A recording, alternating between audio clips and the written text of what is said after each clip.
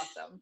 So, the reason I wanted to do this live and Zoom chat was just to let you all know a little bit about the conference. We did have one yesterday too, and I don't want to be redundant. Did any of you get to watch that at all, or are all of you, is this new for all of you? Okay, Erin watched it. Okay, well, so it'll be a little bit of a repeat, but hopefully you can share questions or things like that you might have. And we're also on Facebook Live, so if anyone that's watching on Facebook Live would like to join us on Zoom, I'm going to put the URL in the chat, but you can also just ask questions and comment there as well if you would like. I'll be watching the chat on my phone. So what we're going to do is I'm just going to screen share my computer for a second to show you all the Couch to Camp conference schedule. And then I'll just see what questions you have, or if there's anything in particular you're super excited about seeing. And then if there's things you're hoping we're going to talk about in those different topic areas, we can talk about that as well. So this is the schedule I'll be looking at, just putting that in there for anybody who would like to see it. And I'll put it in the Facebook chat as well once I find it. Okay, so here's the screen share. You would think I would be more fluent with this by this point, but I'm just not. Okay, so, all right, so can everybody see the schedule? Is that showing on everyone's screen? Yeah, okay. So yes. The way that we set this up, just to go along with the theme of the camp and the trees and all that kind of stuff, is we took the idea of a tree and we made 4 different content areas. So our first content area is the roots. That's what, anchors the tree to the ground. And that is assessment. So, when you're developing your interventions for your learner, obviously assessment is a key component of that. But we're not going to be talking about assessment like you would typically see in a lot of training programs. We're going to be talking about things that aren't typically addressed. So I'm really excited. We have Amy and Kathy will be talking about micro, macro, and meta assessment. And I'm just curious if anyone that's on right now has learned about that before, if that was part of your training program at all or anything else. No, it wasn't part of mine. So just, that was kind of what I experienced when I was in graduate school. We learned a good bit about assessing individually and not relying on materials, but we did not learn about micro, macro, and meta assessment. So it is a big part of precision teaching and instructional design. And basically it's the idea that you have your day-to-day pieces of data that you're collecting, but then your macro and your meta assessments help you see if your learner is functionally acquiring this skill in a way that actually impacts their outcomes for independence. And also if you're on the right track, because the meta assessment especially looks to see, it's kind of a bigger scale of something. So for example, with reading, if you're trying to teach a learner to read and you're starting at the very beginning and you're just doing letter sounds, your meta assessment might be some standardized reading assessment that's much bigger than that, that looks at actually reading words, which you wouldn't expect them to be able to do yet. But as they're learning their letter sounds, if they're truly acquiring things in the way they need to, when you do the meta assessment, you would see progress there. And if you don't, then that means you're not on the right track. And if you see more progress, then maybe you can skip ahead a bit. So it helps you make better decisions about where you are in your intervention and your programming than just kind of like plugging along and seeing how things go. And then I'll be talking about barriers to learning. So I do have some content on this already on our website. So it's just going to be kind of a short overview just to make sure people are aware that that's something we'd want to assess. And then Dr. Corinne is going to do ecological assessment, but not like your standard what's in the Cooper book, but more partially a reminder that we need to be taking into account the whole entire environment, but also focused on how do you collaborate well with others. She has a background as a school psychologist, and then her PhD is in special education like me. So kind of looking at that angle of how do we collaborate and work together as a team. So then after the morning session, we will have the breakout sessions. The way the breakout sessions are set up, you get to pick one of these. And then after the conference is finished, the recordings will go on our website and you'll have access to watch whichever ones you didn't get to see yet. So you'll get to have all of the CEs and all of the content, but you pick which one you want to go to based on, what we talked about in the morning, what you want to, check out, learn more about. So we have the micro, macro, meta. We're doing it with reading because not everyone does reading instruction. That's fine, but it's a really easy one to make it clear. We all have experience with reading. So it helps everyone connect to this is what that process looks like, and then think about how can I apply that framework to the other skill areas that I'm teaching. And then I'll be talking about challenging behavior, compassionately assessing challenging behavior. So going beyond function, making sure that we're being compassionate with our learners and humane. And then Dr. Corinne will be taking the information from the ecological piece and talking about some case examples with knowing your population and how to connect with the different people that you might be working with as a behavior analyst. So that's kind of my fast description of each of those areas. For those of you that are on right now, what are your thoughts? Do you have questions? Are you excited about a certain one? Is there a breakout session you're looking forward to attending? Do we need to decide in advance, or can we decide at the time after we've seen the first one? You can decide at any point. And one of the really cool things about Hopin, the software that we're using, you can be in a session, like maybe you decide you want to see the challenging behavior one and you pop in, and after the first few minutes you're like, I already saw Megan talk about this, I want to go check out something else. You can you say stop participating and you go to the different room. I never know you were there. I never knew you left. I don't see you at all. So you can kind of pop back and forth between the talks. For your CEs, you'll have to watch the whole talk to be able to fill out the form. But, if you kind of want to play around on the actual day of, you can pop around and see what you want to. But you can also, after we do our, morning and early piece of the morning where we cover it's everything set up so that we have the hour and 50 minutes of like an introduction. This is why this is important. This is why you need to know about it. And then we break it down further in those breakout sessions. Anybody else have any thoughts on Facebook or on here on the Zoom? Any sessions you're looking forward to or topics you're hoping we cover within those themes?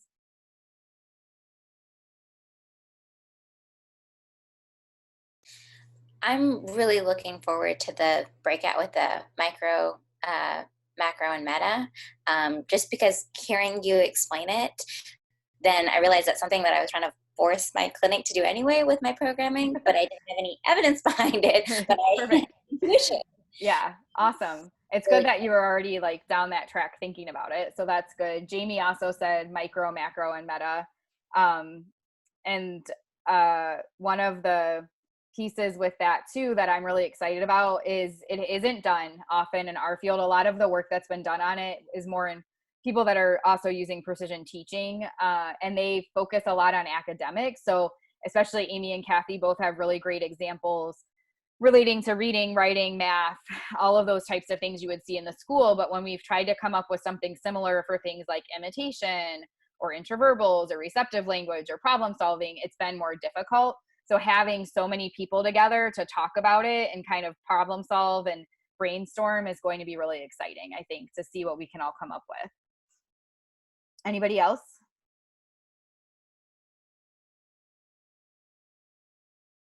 All right, I'm going to move on. I like the compassionately assessing challenging behavior. I think that's one we often forget, is that kids are human too. Yes. Well, everyone's human. Everyone's human, yes. Yep. Yes. And that's one of my main areas of interest for the past 10 years, at least, especially comparing how I was initially trained in the field to like what really should be happening, especially now that I have a 4-year-old and I think about if people try to do things with my child that I was trained to do, I would not be very happy about that. And are you going to touch on any of like ACT in that or no? For this one, no. My background with ACT, I know just enough about it, but I'm still working on, getting training in it myself. But some of the things people may listen to me say and tie it back and say, oh, that sounds very ACT-ish, but it's not intentional. Okay. It's just how I think. So, And then Jamie said she just did a presentation of this through therapeutic relationships and client dignity. Perfect. So any thoughts? And that's the other thing, again, that I'm excited about is people who are participating, a lot of people have the same values and either wanting to learn about this or they already teach others about it. So getting additional resources and sharing information, I'm really excited about that. Okay, so from 12 to 1, we have a lunch break. Oh, I forgot to tell you, in the morning, and then at 12 to 1, we have this networking expo thing. So you can just chill and like come off the computer and relax and not do anything. Or you can go into these networking rooms. So in the networking space, you click that you want to be in there. And then once you're in there, it says, do you want to match with someone? And you say yes. And then it just randomly puts you with another person and you talk to them. And you have to stay in the room for at least 30 seconds. So you can chat for 30 seconds. And then after that, you can leave, or you can stay and keep talking for up to 5 minutes. And we're working on making some suggestions for people on things they might want to talk about in the networking room. When you leave, it asks if you want to pair up with someone else or not. And then you can stay in there that whole time, however long. The more people that are in there, the more fun it is, obviously, because you get matched up. It only matches you with each person one time. So you won't get like the same person over and over again. So I'm really excited about that. I think that's going to be a great way to help people meet each other, especially for it being like an online space and all that kind of stuff. Jamie said, this sounds like speed dating, which I've never done. So yes, it's exactly like that. So hopefully everybody will meet people faster. The expo is really cool too. It's set up where each person that's doing the expo space gets a booth, and it's a virtual booth. So you go in and some of the booths might have like a video playing, so you can just watch the video and learn more about the brand.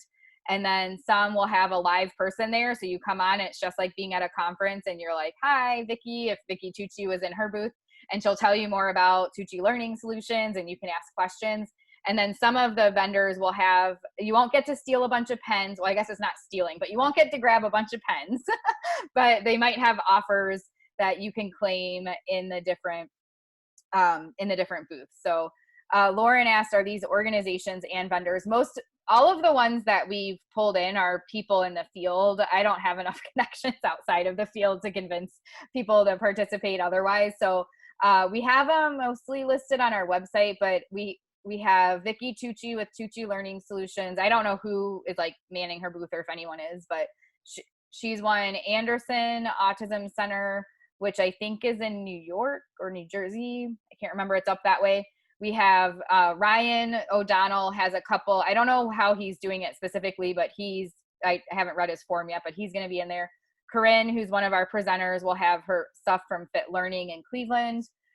Kathy's from one of our presenters. She's probably going to have stuff for Hogland Learning Center, which is in Ohio. We'll have some stuff for Life Tribe. And then we have PBS, which is like a really big company here in the States. I don't think they're international. Well, I think they're in Canada. So they have a booth. And then we have Upswing Advocates will have a booth as well. So Dr. August Stockwell is presenting for us. So they'll have a booth to explain to people what they do. And I think that's everyone. I might be missing one or two, but it's not my strength to find people to do things like that. So I'm glad we have the people we have, but it's not like hundreds of people or hundreds of expo people. So so that's how the expo works. And then any questions before I move on to Friday afternoon?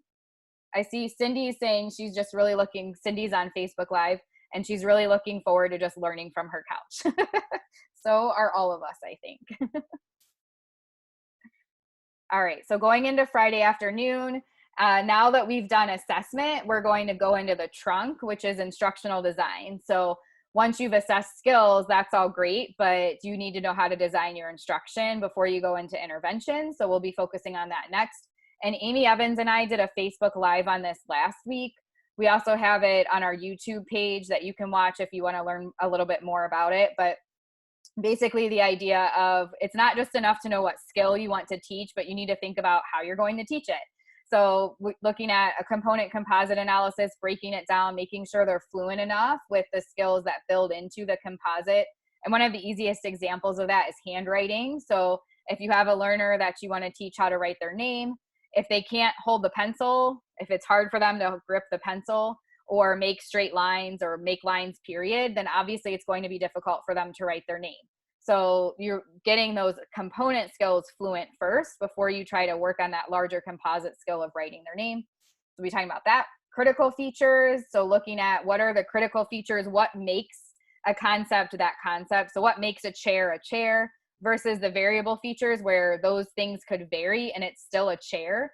So that's an area that I haven't gotten fluent enough in myself. So I'm excited to hear more about that from Amy.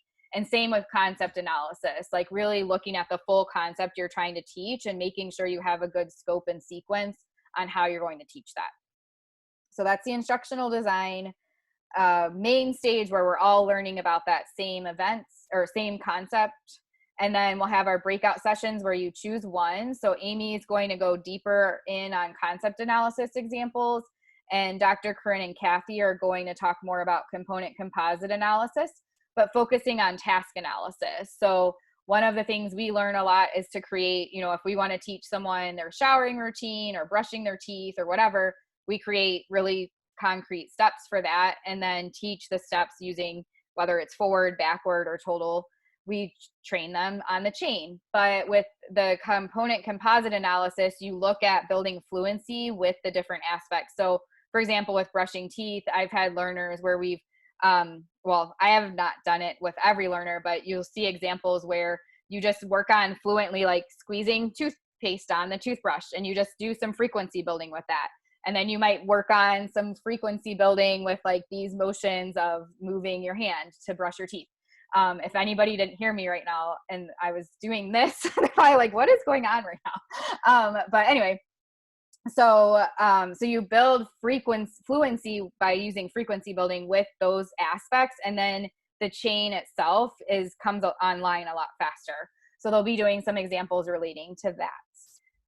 So questions, comments, thoughts about what things you would like to have covered in this section or that you're excited to learn more about?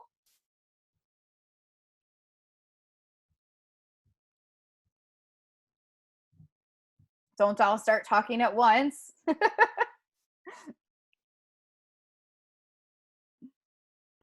I really like that it's really focused on instructional design and precision teaching, because I feel like that's the right direction our field needs to go. So I'm really thankful that you're putting this material out there. Thank you. Yes, I'm super excited about it. I went to see Rick Kubina started this professional organization a while ago that was basically just in Northeast, it's like Northeast Pennsylvania or Northeast Federation. Anyway, it doesn't exist anymore, but so I went to it. It was like the first conference, and he gave a talk about his like view of the precision teaching, like his goals. And in 10 years, he wanted precision teaching to be in everything that everyone's doing, especially in our field. And that talk happened in, I think, 2013 or 2014. So we only have a few more years left to help him achieve his dream. And he's made some great progress with that. Jamie said, I love the quality organization and what seems to be like tech gods. Listen, that'd be my web designer, Adam. He's amazing. So excited that he's helped us get all of this moving. We meet pretty regularly, and every time I tell him like the next thing I need, he's just like, what? How are you giving me more stuff to do? But there's just so many things we can do with this. So Radhika said, I like the concept design of the whole conference. Perfect. Well, that's exciting. And then we have an afternoon, we have from 4 to 4:50, we're doing a panel discussion. So the way this will be set up is you can ask us questions, and we are still looking for volunteers. I sent out an email, but I need to send a follow-up. We will have all the presenters like this, you know, how we are on Zoom right now, but we need a few of the participants to be volunteers, to be on video and ask us questions or share their thoughts. So if you're interested in doing that, feel free to let me know. You can email me, Megan@lifetribe.us, or during the conference, I think we can get volunteers too. I just have to see if that's how we can set up the room for that. But if for some reason we can't make that happen, at least people can chat in the chat box and ask us questions that way. So we'll basically just be seeing what questions people have from the day and how they, if they're trying to figure out how to apply it. During each presentation, you can ask questions as well, but we will probably take up most of the time presenting. So we wanted to give an opportunity at the end of the day for people to ask questions that didn't get to be addressed yet. So that's the 4 to 4:50. And then from 5 to 7, we have the Ignite presentations, which I'm super excited about. So we have a few people that I saw at FABA, which is the state conference in Florida, do some really stellar Ignite presentations. And the way Ignite works is you have 5 minutes and you do your slides and they advance automatically every 15 seconds. So you basically have to, kind of memorize what you're doing, and it's how to get a lot of information out kind of quickly. But in Florida for our conference, it kind of went from people trying to do studies and like explain their research in a 5-minute period to people making it more fun and turning it into what are some ways we could entertain as behavior analysts. So tying in behavior analytic concepts, but in a fun way. So most of the people, all of them should be fun, but a lot of these people have been doing them for a while and it'll be really entertaining. So we have Mary Sawyer is going to be doing 5 minutes. She's going to teach you how to chart in 5 minutes, which is just amazing. So if you've ever tried to use a standard acceleration chart, she's going to teach you how to do it in 5 minutes. It'll be great. And then we have Shane Spiker is going to be doing one called I'm Sorry, Brett Michaels, which I guess is a person he supervised, not the wrestler. I was very confused at first. I'm not entirely sure what it's about yet, but very intrigued. Dia Scari, who's Behavior Man, is going to be doing one. He hasn't told me the topic yet, but I'm sure it will be very entertaining. We have Steve Ward, who's going to be presenting one, and I don't know that much about it yet either. Maggie Pavone is presenting as well. And then Kathy Fox will be doing one, but I'm not entirely sure what hers is on. We have Selena Schilling is doing one on hello. So like how to network and connect with people and kind of like break outside of your comfort zone. I'm trying to think of, every time I do this, I'm sure I've missed people because I'm just going based off of memory. But that's a good overview. Oh, we have Aaron and Kristen from Confessions. The Confessions group are going to be doing theirs. That's on being humble and human and honest. And I'm sure there's another person or two, but yeah. So anyway, everybody goes up there and does their 5 minutes, and then we all get entertained, grab a drink maybe. Well, it's depending on what time it is in your time zone, just sort of like let loose and get a little bit more fun going. So just like a real conference, we can have some entertainment. And then when that's done, it doesn't close out. So how, when we're in this Zoom right now, when I close this, you all just say goodbye and we don't see each other anymore. Once the conference starts, the space is open for 72 hours. So even if we don't have stuff scheduled on here, you can come into the space and you can try to network with people. You can chat in the chat box with people. You can go into some of the discussion rooms we'll have set up where we'll have these open discussion rooms where people can hop in and like chat like this with each other if there's different topics they want to talk about. And then you can obviously go to the expos too. So especially if you're in a different time zone, that can be nice in terms of maybe you can't watch some of the conference content live, but you want to pop around and see if people are on and what they're talking about. So we have that. Any thoughts about any of the closing stuff for Friday? Questions?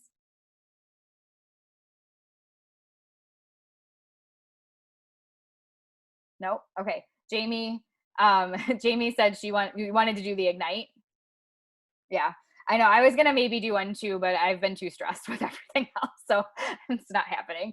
But if you do decide you want to, let me know and we'll get it figured out. Okay, so going into Saturday, it's the same framework as the Friday. So I'm not going to go into as much detail, but we have branches as intervention. So we'll be talking about shaping. And this isn't your shaping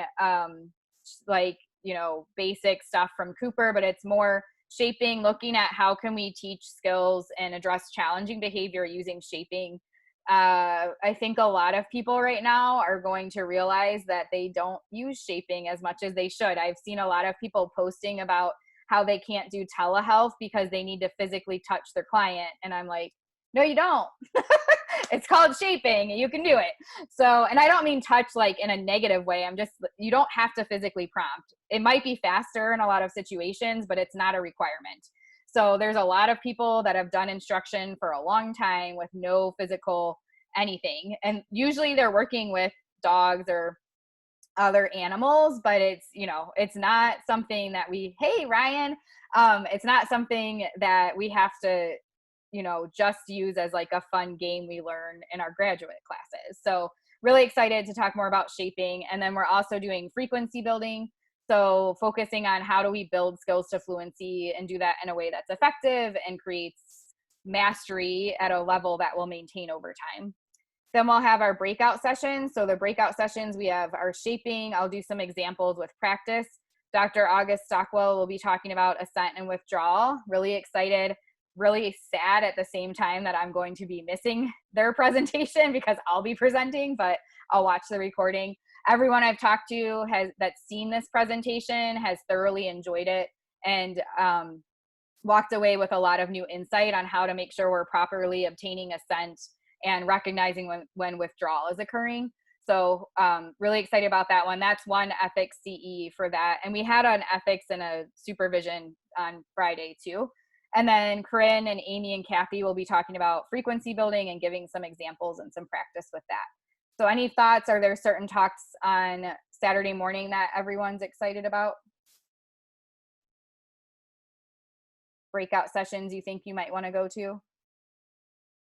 Yeah, I'm pretty bummed that I can't do both ascent and withdrawal and the shaping one at the same time, because in this for 20 years, but my shaping could still be a lot stronger. And something I've been wanting to do for a long time is drop out the physical touch as much as possible in intervention. So I'm gonna be in a dilemma, but I'll figure it out. But the thing is, it's all being recorded, so you'll get all of it eventually anyway. So exactly. It looks great.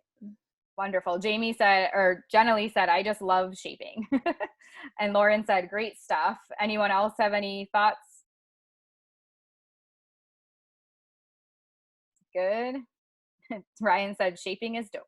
All right. So then we'll have the lunch break, same thing as the day before. And then Saturday afternoon, we go into the leaves, which is problem solving. So we'll be doing being responsive to the learner. So when we're doing our intervention, it's not just, here's the plan I came up with, and now here we go, we're done. It's how do you look at how your learner's responding to what you're trying to do, and then adjust your behavior accordingly, and kind of go that dance back and forth with your, when you're providing your intervention.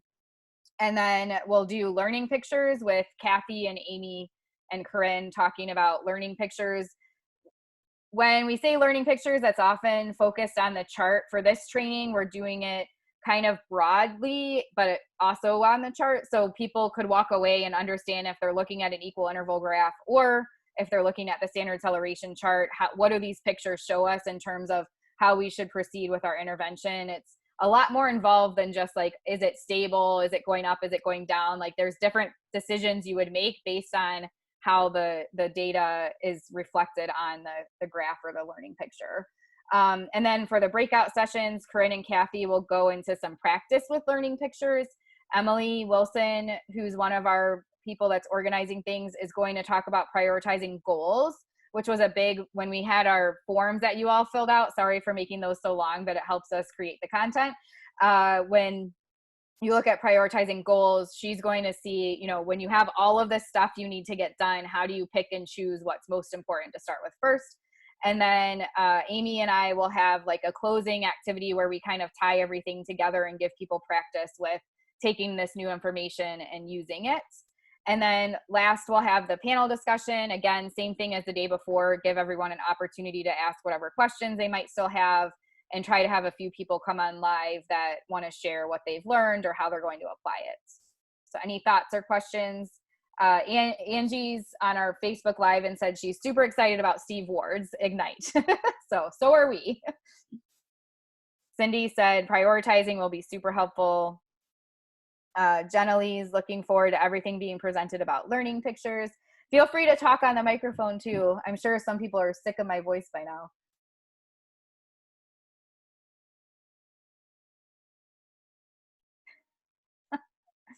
Ryan, that's just because you haven't traveled with me in so long. Can anybody hear my child tantruming in the background? No? Okay. He's probably hungry, but my husband doesn't know how to feed him, so. All right. So that's our main content. And then accountability activity is how we're going to close out on Saturday. We haven't finalized what this is going to be yet, but basically what we've experienced is a lot of times people will go to a conference and learn a lot of great things, but then not do anything with it. So we want to give people an opportunity to make themselves accountable to what they're learning. It's probably going to be something related to say-do correspondence, where we kind of set a goal for ourselves and then we check in on that and see how things are going with it. And then maybe have like an accountability partner or something like that. But we haven't finalized exactly what we're doing for the accountability activity. Jamie said, apprehension into action, one of my new topics. I love it. I like the phrase there. And then the really cool thing is on Sunday, we don't have anything planned, but that whole space will still be open. So we'll have the discussion rooms open by topic. There will be a few different topics so people can go in those different rooms. You could set times to meet with people in there. And then we'll have the networking still open. So if you haven't had a chance to network with people, you can pop in and try to network a little bit more. You can go meet with the exhibitors to learn more about what they're doing. And what I forgot to mention, when we do the networking, when you're on with the person, there's a little blue button and you can click connect. And then what that does is it gives you their information. So when you log into your Hopin account, you'll have these little cards and each person's profile will be there. And then if you wanted to follow up with them about something, you can email them. So it keeps everything nice and organized for you, so you don't have to like fumble around with a bunch of business cards or like a list of emails that you write down and stuff like that. And then for the people that are exhibiting, the same thing happens. If you click a button in their booth, it gives them, you connect with them, and so they can follow up with you afterwards, and they don't have to worry about, keeping a bunch of information organized too. So really excited about that as well. And then for those, a few of you said, or like probably about half that are on right now, said that they're doing the Taproot, which is coaching, or you're doing Mighty Oak, which is coaching in camp. So for the coaching, the way that we're setting that up is you'll get, for each of the themes that we have, so the roots, trunk, leaves, and branches, we have for each month, we'll be doing a different activity. So you'll be able to take the information. So we're doing an activity on micro, macro, and meta assessment. We're doing an activity on prioritizing goals, on learning pictures. So each month is different, and you'll have a short little assignment that we'll give you and resources to complete the assignment. And then when we meet for the coaching, we'll talk about how it went, problem solve, share examples, brainstorm, maybe do some resource sharing and all of that kind of stuff. So really, really trying to take this idea that you can't just learn the stuff online and then, it just magically happens. We need to start applying what we're learning. So hopefully it'll give you an opportunity to do that. Ryan said that we're saving a lot of trees from not having business cards, and we're saving the planet. So yay. All right. So any questions about anything or things you were hoping we'd talk about in this Zoom/Facebook Live relating to the event, or we're here with Human Connection right now and you just want to vent about something? So Megan, can I just recap real quick? If we want to do the question and answer, we're going to email you. Yes, if you want to be on the panel to do the question and answer. Okay. Mm-hmm. All right, and then the other thing, will we get a link the day of the conference or before? Yep. So sign in. Yes, great question. So we sent out an email a couple weeks ago. If you registered after we sent that out, you haven't received it yet. There's a registration that you have to do through Hopin, so you can access the event. But Hopin updated their software, so that's not even working right now. But we're getting it fixed. Don't worry, it will be ready to go next week. But what you'll do is, if you want to right now, if you're bored, you can go to hopin.to. I'll put that in the chat box. But it's the website. You can go there and at least create your profile and get your account set up. And then you'll have a link that we send you to register for the Do Better conference. And you'll, on the day of, so Friday, Saturday, Sunday, when you log into your Hopin account, it'll show you, it'll say, this event is live, and you just click on it and you go into it. Yeah, the goal, I think, for Hopin is at some point they would have a bunch of events there, and you might be signed up for multiple ones, so you can see them all. Kind of like Eventbrite, when you sign up for multiple events on Eventbrite, you can see what events you've signed up for. But with this, you're actually clicking in and like going to the event live. So anytime you want to pop in, starting at 8 a.m. on Friday morning until actually 8 a.m. on Monday, you can come in and out of that space as often as you want. Megan, I was going to ask, how does the CEs work? How will that? Perfect. How will you get that? Great question. So for that, the way it's set up is you'll watch the events live, or you can watch the recording. One piece that we do need people to be a little bit flexible about with the recording, Hopin doesn't even give us the recording until after the event's over. And then our web developer has to get all of these added to our website. And it takes about 3 to 4 hours to add each thing. So you can only imagine how much time that's going to take.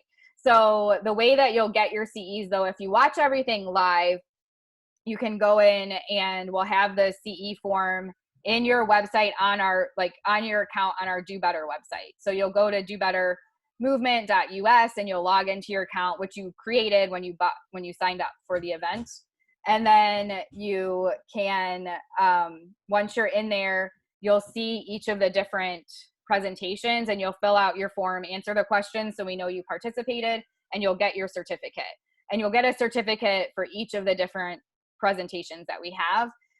If you don't watch it live, or you're want to watch the recording of something, you will wait until we get the recordings up, and then you'll watch the recording in your account on our Do Better site. And same thing, you'll fill out the form and get your CE certificate. So if there's anyone that's recerting in April or May and you need like faster access for some reason, I'll try to do what I can to accommodate, but it is probably going to take at least I would say around 30 days to get all of the recordings up on the site. So those that do it live, you'll obviously have a little bit of an edge to get the CE certificates. So can anybody hear my son now? He's just really, really having some situations going on upstairs. So that'll be fun. Oh, I hear him now. I was so excited to have my own office finally, but you can apparently hear all of the things still, so that's fun. Bippy wasn't cutting it? Huh? Bippy wasn't cutting it? No, apparently. Whole separate thing I shouldn't talk about on Facebook Live, so we'll end it there. All right, any other questions? Thank you for coming up with such great questions, things I probably should have talked about and didn't think of, so. Just go reinforce this tantrum by magically appearing while he's in the midst of it. That's going to be great. Then doesn't your husband get mad at you when you like come in when he's tantruming? My husband says, you're supposed to be a BCBA. Don't you know? We have, you get that? I could do a whole, I actually have done some podcast episodes on this, but like I don't really use extinction, whether it's my client or my child. I work them through and get them to a better space. So yes, we get in a lot of fights about that. Yeah, I'm glad it's just not me. There are times where like, so my basic process is to try to coach and like support and work through a positive, but if he chooses to continue to escalate and it's clearly not going anywhere, I'll walk away at that point and let him calm down, obviously, because that's not helpful. Your husband or your son? My son. But so that's what I do. And then my husband's more of like the traditional behavior analyst, even though he's not a behavior analyst, and he just ignores it from the beginning. So it's a problem. Yeah. I hear you. All right. Let me stop the screen share here. Okay. So thank you all for participating today and hopefully getting some human interaction. Oh, Christy, I didn't even see that you were on. Hello. It didn't show me everyone when I was on the screen share. So now I get to see all the people that are here. So any other questions before we close out? Good. All right. So this is just a small sample of your newest best friends in the field of behavior analysis. Hopefully you'll make even more at the online conference and through the coaching. And for those of you that are coming to camp, hey, Ryan, are you able to talk at all? Are you in a space that you can do that? Do you want to? Yeah, what's up? Hey, do you want to tell people, because we have a few people that are coming to camp. So do you want to say anything about camp? Do you know what you're going to talk about yet or anything? I know it's not Yeah. till September, so. Yeah, no, camp sounds dope. With how crazy everything is and how things might shift, this could change. I guess if anything, it would just be to try to help people with the skill sets I do have in that context of whatever might happen between now and then, which seems like decades and eternities, right? But the goal essentially is to try to compress, if I'm remembering right, kind of what I've learned so far when it comes to trying to share what it is that we have of value to offer to others. So it doesn't have to be specific to a medium like the podcast, video, whatever it is. It's just, here's some like templates, tools, strategies on how to start sharing those sort of things, whether that's with stakeholders or if you're trying to expand into a new area, things like that. Largely that's called science communication, or storytelling is also what it's called quite a bit. And then what else? There was two things. I think it's that side, and then I said that I'd talk about potentially some of the technical aspects, like we can show how to create those sort of things if after that. Yeah. I'm almost sure. Yeah. Yeah, That's that's it. what we I'm talked stoked. about. I've never been in the Poconos either. I like mountains. I usually don't let you go to mountains, do I? Usually we're No, it's always the opposite of what I love. It's always like flat beaches. For those of you that don't know, Ryan and I, for the last few years, have traveled. When I was doing the peak trainings, he would come and help document it. And I always did them in places that were like beaches. Just how it worked out. I didn't plan it that way. Yeah. So we always joke because that's like his least favorite. But thankfully, I decided not to do that this year. And that sure worked out nicely because I was traveling previous to this, and so was Ryan. Like we were home maybe like 5 days or so a month. And then this year I was like, I got to take a break for a bit. And I sure am happy this is the year I chose to do that, because the few trips I did have planned have already been canceled. So hopefully September will get us back to normalcy before then. So yeah, I'm excited. Should be fun. Yeah. Yep. So yes. And Jamie says she's excited. Let's take a hike in Arizona when we're both there. Yep. Sounds good. Hopefully, again, by October, everything will be good too. So it's really funny because for October, I'm doing Arizona ABA, Hoosier ABA, and hopefully Tennessee ABA. So I don't know how I agreed to do all three and didn't realize they were all in October. But it's good because had they been other times of the year, they definitely wouldn't be happening. So hopefully all three of those conferences will be good to go. All right. Well, thanks everyone for participating. And if you think of any other questions, feel free to drop them in the thread on Facebook or shoot me an email. And I'll see you all next week. Bye.